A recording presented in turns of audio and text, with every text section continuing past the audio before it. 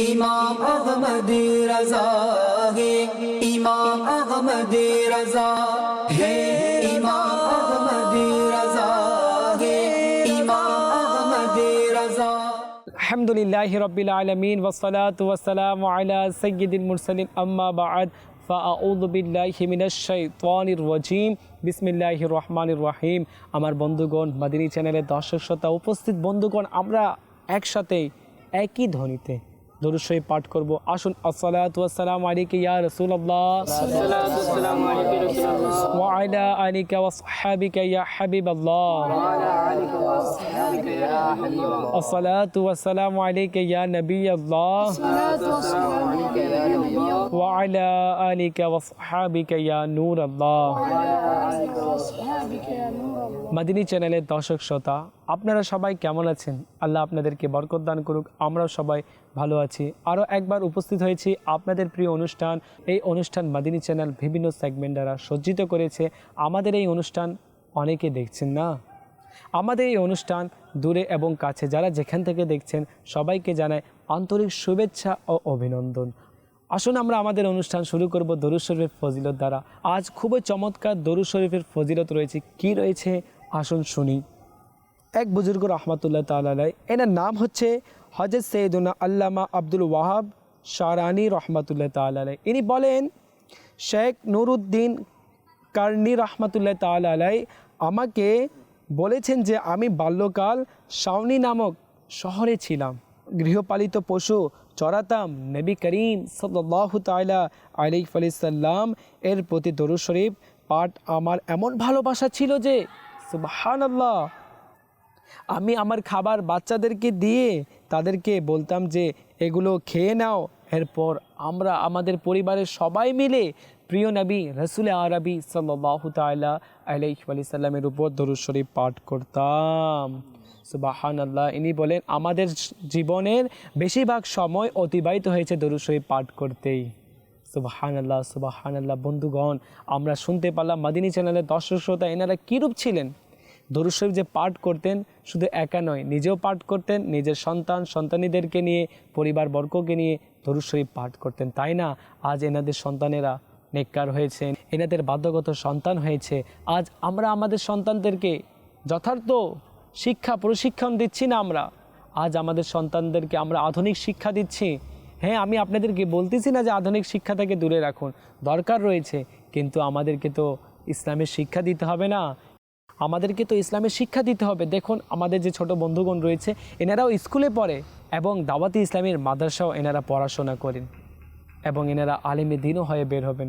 তো আমি আপনাকে বলবো, দেখেন আপনার সন্তানকে আলেমও বানাইতে পারবেন, ডক্টরও বানাইতে পারবেন, ম্যাজিস্ট্রেটও বানাইতে পারবেন, সব কিছু বানাইতে পারবেন, তাই না? তো আপনি একসাথে করে নেন না, সে মাদ্রাসাও পড়ুক, সে জেনারেল লাইনেও পড়ুক। তো ইনশাআল্লাহ আমরা আমাদের নবী সাল্লাল্লাহু তাআলা আলাইহি ওয়াসাল্লামের উপর অধিকারী দরুদ শরীফ পাঠ করব এবং আমাদের সন্তানদেরকেও প্রশিক্ষণ দেব। সাল্লু আলাল হাবিব সাল্লাল্লাহু তাআলা আলা মুহাম্মদ। মাদিনী চ্যানেলের দর্শকবৃন্দ, আমাদের অনুষ্ঠান যে সজ্জিত করা হয়েছে 5টি সেগমেন্ট দ্বারা। কি কি সেগমেন্ট রয়েছে আপনারা জানেন, তাই না? জি, সেগমেন্টের নাম হচ্ছে নাম্বার 1 কোরআনে পাকের তেলাওয়াত, নাম্বার 2 আপনারা বলুন।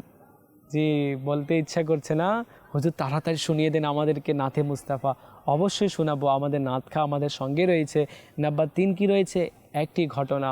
নাম্বার 4 হচ্ছে মানকাবাতে আলা হজরত। নাম্বার 5 হচ্ছে একটু অপেক্ষা করুন, বলবো নি কি আছে। জি, আসুন আমরা শুরু করি কোরআনে কারিমের তেলাওয়াতের মাধ্যমে। জি, আমাদের আহসানুল্লাহ ভাই আমাদেরকে কোরআনে কারিমের তেলাওয়াত শুনিয়ে দিন। أعوذ بالله من الشيطان الرجيم بسم الله الرحمن الرحيم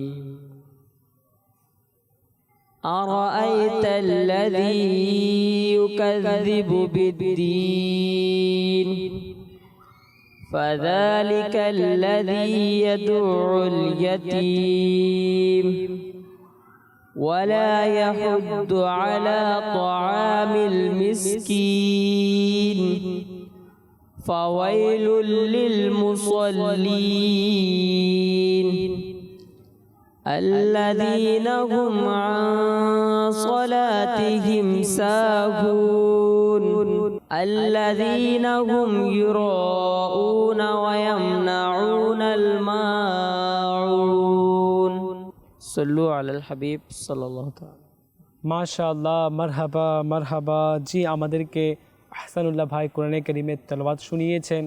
এই রকম করে আমরা প্রত্যেকটা অনুষ্ঠানে শুনে আছি। আমার ছোট বন্ধুগণ, আমি আপনাদেরকে বলবো, আপনারাও কি করবেন বলেন তো? প্রত্যেক দিন কমসে কম একটি পৃষ্ঠা করে আমরা কোরআনে কারীমের তেলাওয়াত করব ইনশাআল্লাহ। অন্তর আমাদের উজ্জ্বল হয়ে যাবে। এবং এই সূরা মাউনে যে বলেছে না, এই সূরা মাউনে জাহান্নামীদের বিষয়ে বলা হয়েছে, এদেরকে কী কী শাস্তি দেওয়া হবে এবং অনেক কিছু রয়েছে। আমাদের সময়ও খুব কম রয়েছে। আমরা আসুন দ্বিতীয় সেগমেন্টে চলে যাই। দ্বিতীয় সেগমেন্টের নাম হচ্ছে নাতে মকবুল সাল্লাল্লাহু তাআলা আলাইহি ওয়া সাল্লাম। জি, আমাদের লোকমান ভাই আবারও আমাদেরকে শোনাবে ইনশাআল্লাহ নাতে মুস্তাফা সাল্লাল্লাহু তাআলা আলাইহি ওয়া সাল্লাম। জি, আমাদের লোকমান ভাই নাতে মুস্তাফা আমাদেরকে শুনিয়ে দিন। صلي على رسولنا صلي على حبيبنا صلي على محمد परिये صلي على رسولنا صلي على حبيبنا صلي على محمد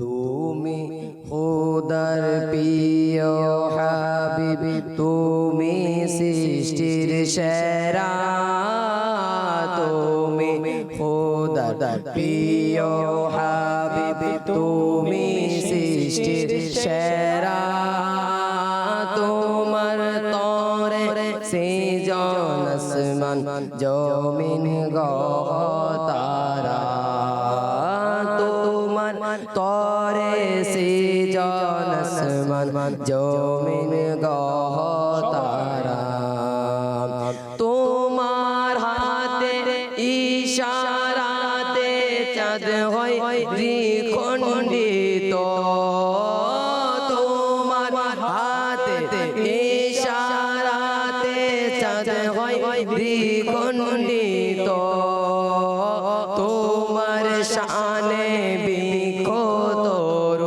লতা অবনত, তোমার শানে বিক্ষত লতা অবনত, তোমার আঙ্গুল হতে বয়ে পানির ফুয়ারা, তোমার আঙ্গুল হতে বহে পানির ফুয়ারা, তোমার তরে সৃজন আসমান গ্রহ তারা, এমন নূরের প্রদীপ তুমি যার নাই কোনো দোয়া, এমন নূরের প্রদীপ তুমি যার নাই কোনো দোয়া,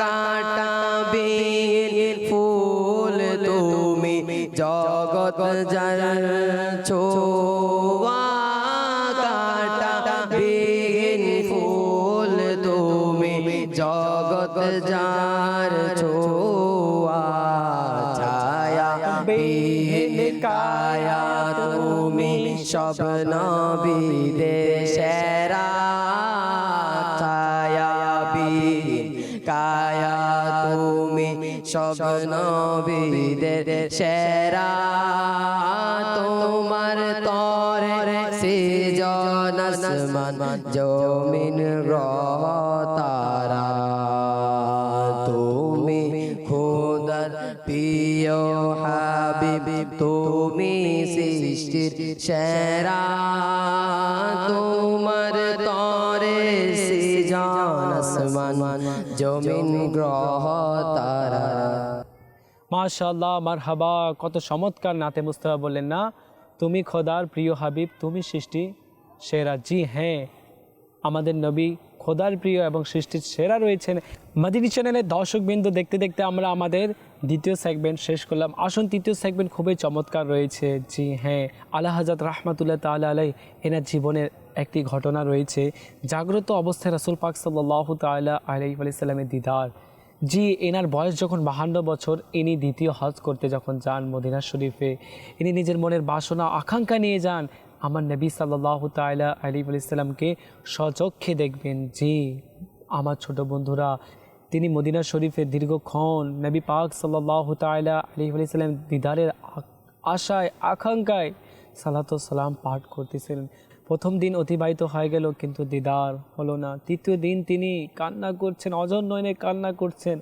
আর কান্না করতে করতে আমার নবীর শানে নাতে মুস্তাফা লিখেন, যার প্রথম চরণ হচ্ছে ও সুয়ে লালা জারে ফিরতে হ্যাঁ তেরে দিন এ বাহারে ফিরতে হে।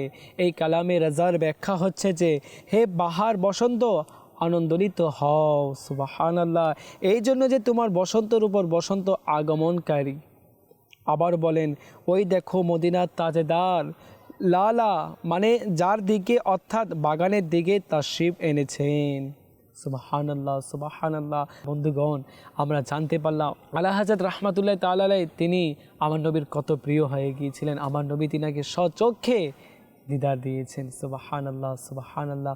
বন্ধুগণ, ইনি আমার নবীর সত্যিকার আশিক রাসূল ছিলেন, আল্লাহর মকবুল বান্দা ছিলেন। এনার যে আমরা শুনেছিলাম না আগের পর্বেতে, ইনি কিরূপ আমলধারী ছিলেন, কিরূপ তাকওয়াবান ছিলেন, সুন্নাতের অনুসারী ছিলেন। এই জন্য তো আল্লাহ পাক এনাকে দয়া করেছেন।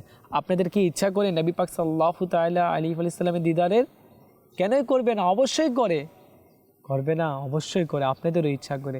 তো করতে হলে আমি আবারও বলবো আপনাদেরকে, আমার নবীকে ভালোবাসতে হবে, আমার নবী যেসব বলেছেন সেসব করতে হবে, আমার নবী সুন্নাতের উপর আমল করতে হবে। একটি প্রিয় সুন্নাতের দাওয়াত দিচ্ছি। ছোট বন্ধুগণ, আপনাদের বাবা যারা রয়েছে, যারা এখনও দাড়ি রাখে না, আপনারা নিজের বাবাকে বলবেন, আমার নবীর প্রিয় সুন্নাতে মুবারক রয়েছে দাড়ি মুবারক। তো আমরা নিজের চেহারাতে সুন্দর দাড়ি সাজিয়ে নেই, কেননা আমরা দুনিয়া থেকে চলে যাব কবরে। যখন আমার নবী সাল্লাল্লাহু তাআলা আলাইহি ওয়াসাল্লামকে দেখানো হবে, তখন আমরা আমার নবীকে নিজের দাড়ি যে রেখেছেন এটা তোহফা দিব। অর্থাৎ আমার নবী দেখে চিনে ফেলবে, এই তো আমার উম্মত, এই তো আমার প্রশংসা করতো, আমার সুন্নাতকে অনুসরণ করেছে, আমাকে ডেকে নিবে কোলে।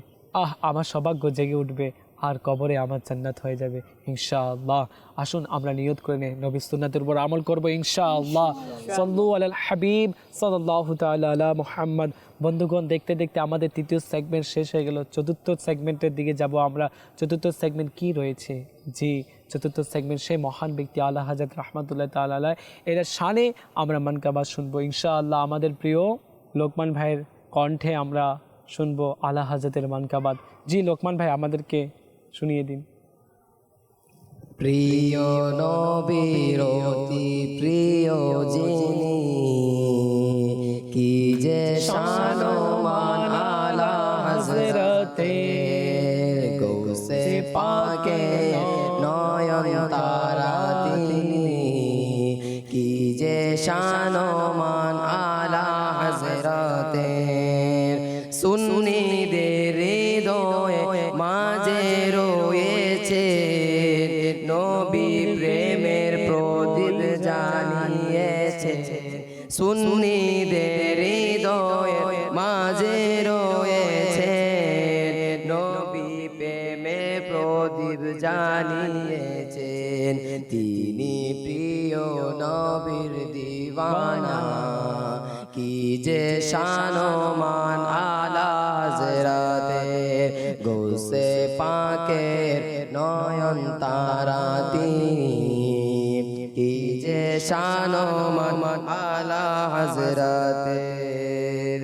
জ্ঞানে মারিফাতের ছিলেন সাগর, স্মরণ শক্তিও ছিল অতি প্রখর। জ্ঞান মারিফাতের ছিলেন সাগর, স্মরণ শক্তিও ছিল প্রতি প্রখর। হকের পথে ছিল যার সব ফতোয়া, কি যে শান ও মান আলা হযরতের গৌসে পাকে নয়ন তারা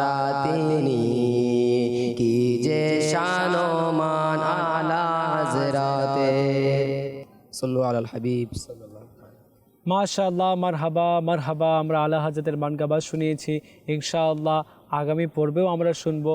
তো আসুন আমরা আমাদের পঞ্চম সেগমেন্টে চলে যাই। পঞ্চম সেগমেন্টের নাম কি রয়েছে? আজকের প্রশ্ন। কি প্রশ্ন করা হবে ইনশাআল্লাহ আপনারা জানতে পারবেন। আপনাদেরকে যে প্রশ্ন হচ্ছে, আলা হযরত রাহমাতুল্লাহ তাআলা আলাইহি কত বছর বয়সে দ্বিতীয়বার হজ করতে গিয়েছিলেন? আপনাদের মধ্যে কে বলতে পারবে? মাশাআল্লাহ, মারহাবা। জি, আমাদের ছোট বন্ধু, আপনি বলিয়ে দিন। আলা হযরত রহমতুল্লাহ তাআলা আলাইহি দ্বিতীয় হজ 52 বছর বয়সে গিয়েছিলেন। মাশাআল্লাহ, মারহাবা। আপনার প্রশ্নের উত্তর সঠিক হয়েছে। আলা হযরত রাহমাতুল্লাহ তাআলা আলাইহি তিনি দ্বিতীয় হজ করতে 52 বছর বয়সে গিয়েছিলেন। আসুন আমরা জেনে নিই দ্বিতীয় প্রশ্নের উত্তর কি হবে এবং দ্বিতীয় প্রশ্ন কি রয়েছে। আপনাদের কাছে দ্বিতীয় প্রশ্ন হচ্ছে, আলা হযরত রাহমাতুল্লাহ তাআলা আলাইহি দ্বিতীয়বার যে হজে গিয়েছিলেন কি আকাঙ্ক্ষা নিয়ে গিয়েছিলেন? আপনাদের মধ্যে কে বলতে পারবে? মাশাআল্লাহ, মারহাবা। আমাদের গোলাম রাব্বি ভাই, আপনি বলেন। জাগ্রত অবস্থায় আমার নবী করিম সাল্লাল্লাহু তাআলা আলাইহি সাল্লামের দিদার লাভ করার জন্য গিয়েছিলেন। মাশাআল্লাহ, মারহাবা। আপনার প্রশ্নের উত্তর সঠিক হয়েছে। আলা হযরত রাহমাতুল্লাহ তাআলা আলাইহি এনার মনের আকাঙ্ক্ষা ছিল, বাসনা ছিল নবী পাক সাল্লাল্লাহু তাআলা আলাইহি ওয়াসাল্লামকে সচক্ষে দেখবেন। জি, ইনি দিদার পেয়ে ধন্য হয়ে গিয়েছিলেন। আসুন আমরা আরেকটি প্রশ্ন করি আমাদের ডান পাশে ইসলামী ভাইদের কাছে। আলা হযরত রাহমাতুল্লাহ তাআলার প্রথম দিন সালাতু সালাম পাঠ করতেছিলেন কিন্তু দিদার হয় নাই। দ্বিতীয় দিন ইনি কোন নাতে মুস্তাফা লিখেছিলেন? এর দুইটি পংক্তি কে বলতে পারবে আপনাদের মধ্যে? মাশাআল্লাহ, মারহাবা। আমাদের আবু জাফর ভাই আমাদেরকে সেই 2 লাইন পংক্তিটা শুনিয়ে দিন। আল্লাহ হযরত রহমতুল্লাহ তাআলা আলাইহি যখন দ্বিতীয় দিন গিয়ে রোজা পাখির পাশে বসে যে নাটটি লিখেছিলেন, প্রথম পংক্তিটা হলো, ও সুয়ে লালা জার ফিরতে হে তেরে দিনে বাহার ফিরতে হে। মাশাআল্লাহ, মারহাবা। আপনার প্রশ্নের উত্তর সঠিক হয়েছে। মাদিনী চ্যানেলের দর্শকবৃন্দ, দেখতে দেখতে আমাদের অনুষ্ঠান শেষ হয়ে গেল, তাই না? আপনারা আমাদের সাথে ছিলেন, আপনাদেরকে ধন্যবাদ জানিয়ে আমাদের অনুষ্ঠান এখানে শেষ করছি। আমি আপনাদের জন্য দোয়া করব, আপনারা সুস্থ থাকুন, ভালো থাকুন এবং আগামী পর্ব দেখার অনুরোধ রইল। ইনশাআল্লাহ আবার আপনাদের সাথে দেখা হবে। ভালো থাকুন, সুস্থ থাকুন এবং মাদিনী চ্যানেল বাংলা দেখতে থাকুন। সাল্লু আলাল হাবিব সাল্লাল্লাহু তাআলা আলা মুহাম্মদ। ইমাম আহমদ রাজা হে ইমাম আহমদ রাজা হে ইমাম আহমদ